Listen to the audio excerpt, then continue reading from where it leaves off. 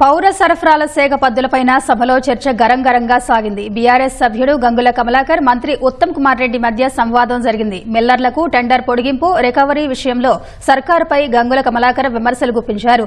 లాలూచీ లేకపోతే సీపీఐతో విచారణ జరపాలని సభా సంఘం వేయాలని డిమాండ్ చేశారు.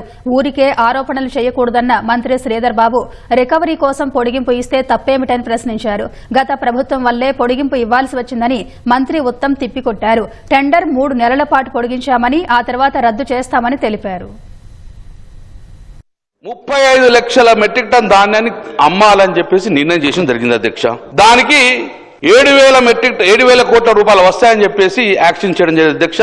ఆ రోజు మంత్రి గారు ఒక 3 నెలల లోపల ఈ యొక్క మొత్తము లిఫ్ట్ చేయాలి, ఈ వడ్లు లిఫ్ట్ చేసి 7,000 కోట్ల రూపాయలు ఖజానాకు జమ చేయాలని చెప్పేసి తమ నిర్ణయం చేసిండ్రు. డేట్ కూడా ఫిక్స్ చేసిన అధ్యక్ష.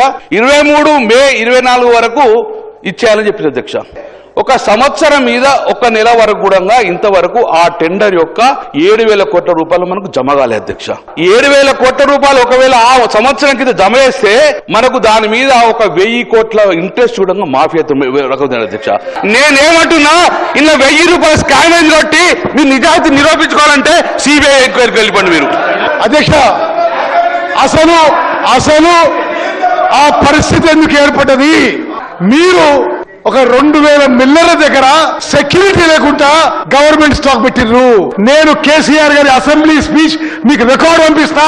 ఇది పూర్తిగా ఖరాబ్ అయిన ప్యాడీ అని శాసనసభలో ఆనాడు ముఖ్యమంత్రి కేసీఆర్ ప్రకటించారు. అసలు ఎక్స్టెన్షన్ ఇస్తే ప్రభుత్వానికి ఏం నష్టం వచ్చింది? మీరు మిల్లర్లనే పెట్టేసి ఆ స్టాక్ ఉందో లేదో అసలు స్టాక్ ఖరాబ్ అయిపోయింది. ఇప్పుడు మీరు మాట్లాడితే ఎట్లా? అసలు కారణం నష్టానికి మీరే. ఆ ప్రభుత్వ హయాంలో తప్పు జరిగింది, దాన్ని సవరణ చేయాల్సిన బాధ్యత మా పైన. చాలా టఫ్ ఉన్న రైస్ మిల్లర్స్ అనేక సంవత్సరాలుగా వారి ప్రొసీజర్స్ ఏ విధంగా డీవియేట్ చేయాలో తెలిసిన వాళ్ళు ఉన్నారు. చాలా మంది కూడా వారికి కూడా తెలుసు. నేను ఈ రోజు ప్రత్యేకంగా పోతలేము, రాలేదు, రికవరీ రాలే, ఎక్స్టెన్షన్ ఇచ్చినారు. ఇంకోసారి రికవర్ రాలే, ఎక్స్టెన్షన్ ఇచ్చినాం. ఇంకోసారి రికవర్ రాలే, ఎక్స్టెన్షన్ ఇచ్చినాం అధ్యక్ష. We are trying to get back our money. As long as government get the money we will give that అనే ఆలోచనతో పోతా ఉన్నారు. మీరు ఇంకేమైనా ఉంటే చెప్పండి, ఇంకా ఈ విధంగా ఆలోచన చెప్పండి, మీరు ప్రతిపాదన చేయండి. అట్లాంటి స్వీపింగ్ రిమార్క్స్ చేయకొద్దు.